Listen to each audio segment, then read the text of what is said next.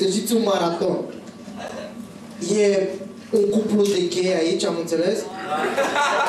E? Pe bune, e un cuplu de gay? Doi, da.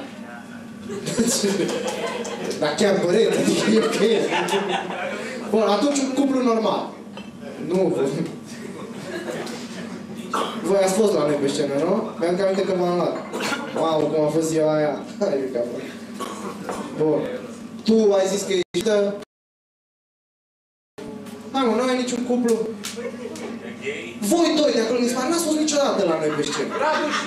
Nu, lasă-i pe el. Bun. Ia, haideți încoace. Dan și Monica. Hai, Dan. Hai, Monica.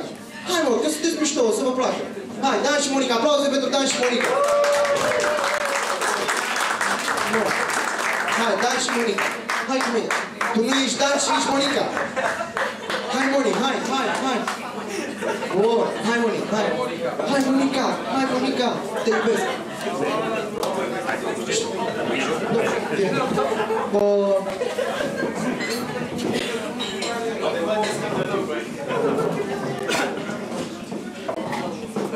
Hai, dar lasă alea acolo, lasă. Nu fura, stai niște. Uite scaunul tău, dă-ți. Dan și Monica. Dan și Monica sunteți un cuplu, din câte știu eu, nu? Da. Știi ce vreau, da? Bun. Nu vă întreb multe, da? Monica, Dan. Doi improvizatori vă vor face vouă o piesă. Pentru voi doi. Care se numește Te iubesc. Respectiv, Cosmina, hai încoace. Cosmina, tu vei face... Cosmina, tu vei face strofă pentru Dan. Da? Iar strofa ta trebuie să termine cu Te iubesc. Da? Radu, hai încoace. Tu vei face o strofă pentru Monica. Iar strofa ta trebuie să termine cu Te iubesc. Da? După care, după ce v-ați terminat strofele de făcut, vreau așa.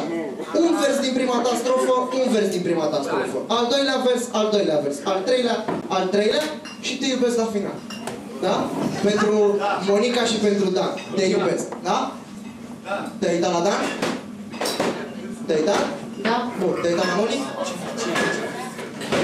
E o colpiță mică. Te iubesc.